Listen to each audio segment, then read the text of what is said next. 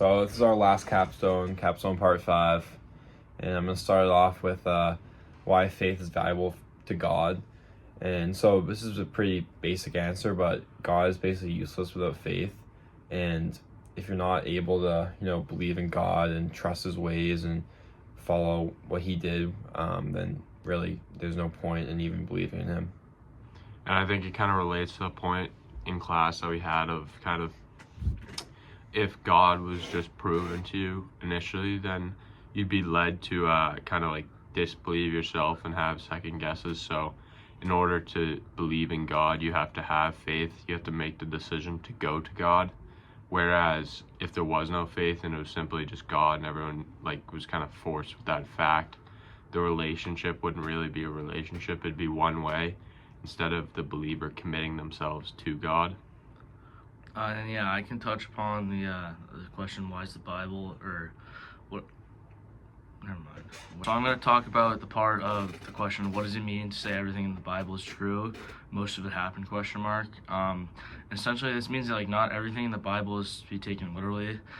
Not everything actually happened. There might be some exaggeration by the authors as these stories get passed down from year to year, and that it's suggesting a strong historical foundation for believers and everything, but it's kind of more of the lessons and parables that these authors are writing in the Gospels and all the accounts of the Bible.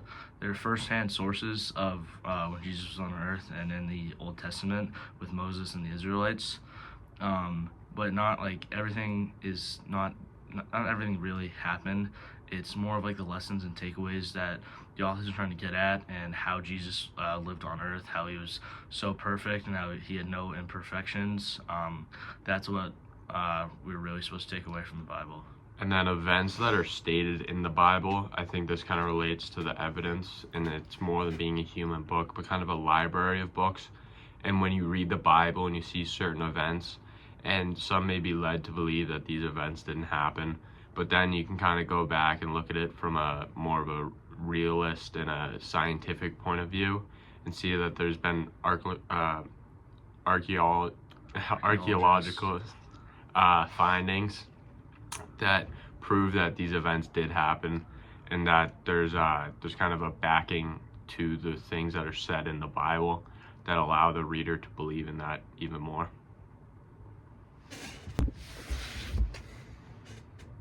So we're going to talk about the Gospels now, their believability, and just kind of how they relate to the story of Jesus and how they help us further our faith. So I think initially, to kind of talk about the Gospels, we have to focus on kind of the doubts that could happen. And I think the first point that we should focus on is kind of the fact that they were written immediately after Jesus. And we kind of have the timeline that the latest one that was written was between 30 and 60 years after Jesus died. And I remember Mr. Webb in class talking about how really that isn't a very long time, and I agree with that. And I think kind of that further proves how these are first-hand accounts, because it's not like they were passed down for generations before being written down, but instead they were written during Jesus's time. And I think that also we talked about in class how Matthew was a tax collector, which is kind of helps the other argument of why would a Christian who's making something up choose a Roman tax collector to be one of their writers, which kind of relates to the point that these are reliable points of evidence, and therefore we can trust what they say about Jesus and his life. Yeah, just to echo off that, I mean, in terms of the 30 to 60 years after Jesus's life, when the Gospels were created, for other history that we believe, the timeline is much more for that. And some of the American history, or especially the European history we all believe in, the timelines are much greater. So why would not believe the Gospels? But then to carry on with this, Jesus was a real historical person, and he claimed to be God, and we kind of know that because that's why he was that's why he died on the cross, that's why he was crucified, because he claimed to be God, and obviously people didn't like that, and that's kind of why he died, and that is why he differed from the other And to add to Devin there, the fact that he is a real historical person, we can go outside of the Bible, and we discussed this in class, kind of there's multiple other points of evidence that show that Jesus was a real historical figure outside of the Bible, just from that time period. So that also assists us in knowing that he was a real person. And then obviously, yeah, the claim to be God, which kind of led to him being crucified. And then just we know because of kind of those outside sources that tell us that Jesus was a historical figure. Yeah, and then kind of just like add on to Devin's point, I remember a remark that Mr. Webb said in class. It was a chart. It was a bunch of like Homer's historical accounts of all his books that he wrote about Greek mythology during that time period, and then other historical books throughout our history. And the copies of the New and Old Testament, I believe it was like 6,100, something around that. It exceeded every other book by like 20 times that had copies that were similar and were still in like perfect condition and we could transcribe. So I think that also furthermore like proves that these events and actions that Jesus did on earth took place. And then also I'm just going to talk about how Jesus differed from the Jewish expectations of their Messiah. So the Jews essentially believed that there was going to be this like big, prominent, strong figure, sort of like a king, who was going to like ride into Rome and free the Jews of the Roman control. They essentially thought that the Messiah was going to wipe out the Romans and fight them off, but that is not what Jesus was. Jesus is a king of all humans, but he was not this big prominent figure. He was a carpenter. He was born to a virgin mother, and he did not like violence at all. He did not encourage it. He encouraged he spoke with a lot of wisdom, and he did not encourage any humans to like betray each other, as that's mortal sin, as like your brother's keeper and all that. So the Jews were entirely, and although during that time period they might not have believed that Jesus was the Messiah, looking back at it, it is exactly what the Jewish Messiah essentially is and what they needed. So in class yesterday, we discussed the 4 E's, which kind of helped to show evidence of the resurrection of Jesus. They started with the fact that, and if any of these were disproven, then Christianity would not exist. So we had the first one, which was that Jesus was executed. We had that the empty tomb. We had eyewitnesses, and then we had, what was it, early accounts? Yeah. So I'll start out with the empty tomb part. So we discussed in class the fact that when they put Jesus in this tomb, first off, it was requested that there was Roman guards outside. So there was guards outside of the tomb of Jesus, as well as the tomb was sealed with the Roman seal, which kind of assist in the Christian believing and the Catholic believing, because the Roman people wouldn't have believed, and therefore when the seal was broken and Jesus was not inside anymore, it would be difficult for the Romans to kind of debate that it was an apostle or anything like that, because they had their guards outside and the seal was broken that they put over the tomb that wouldn't allow people in. So that kind of assists in that. So to carry on with Connor's point, there were, for the execution, the Romans were known to execute many people, and so therefore it makes sense that Jesus was executed for his blasphemy in saying that, he was on the same level as God. And there's more evidence to back that up with the 500 eyewitnesses, which is another piece of evidence for the resurrection.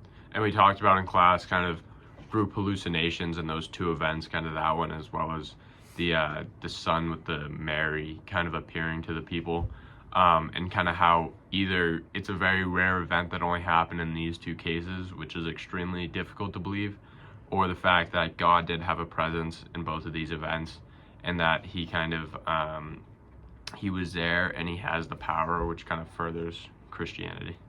Yeah, and then just for me, the most compelling and convincing argument for the resurrection or evidence is eyewitnesses at the tomb. So after Jesus was buried in the tomb and after he was sealed with the Roman seal, it was Sabbath, so the woman could not anoint Jesus' body, and the Roman guards, they still stayed guard, but then they went the very next day after Sabbath to anoint Jesus' body and finish up their ceremony for him. They saw that the tomb was open, like the big stone that was sealed with the Roman seal was pushed off to the left, and there was nobody in it.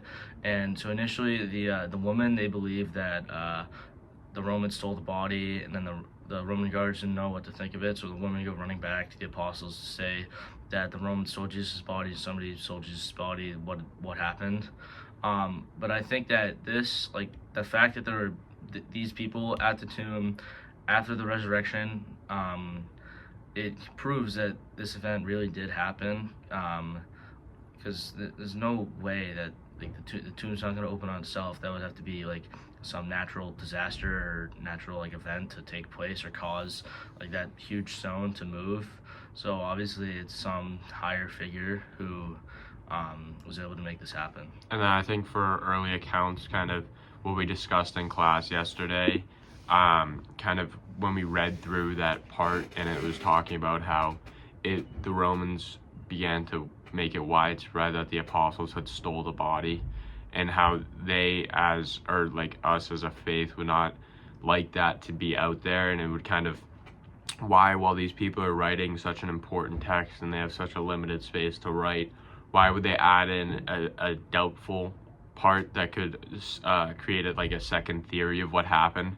And so that kind of proves from the early accounts that this event did happen, and how the Romans were trying to like make it seem as though the apostles were the ones that did this, and it wasn't a supernatural kind of God having the almighty power. And just seeing that as an early event allows somebody of faith to further understand, as they analyze it, how God is present within. And then lastly, we're going to talk about the Shroud of Turin. And we discussed this in class briefly yesterday, and it was kind of how the accounts of God and like what eyewitnesses stated they saw relate back to, and how we've seen, and as science advanced, how that stuff was further proven. We talked about how witnesses saw like a different liquid, like there was blood mixed with a clear liquid, and then as scientists kind of assisted in that proving, they said that this would be what would be seen as if God was kind of killed in the way that they said, with the thorns and the slashes on his side. This is what an eyewitness would see, as kind of the liquid in his lungs would begin to fill up, as kind of he was nailed at an angle on his palms, and how he was specifically crucified, and how both that holding him up and how that would affect his body physically, and how there was kind of chemical analysis and different analysis that was underwent with the improvements in science as we advanced as a society, that further proved the accounts in the gospel.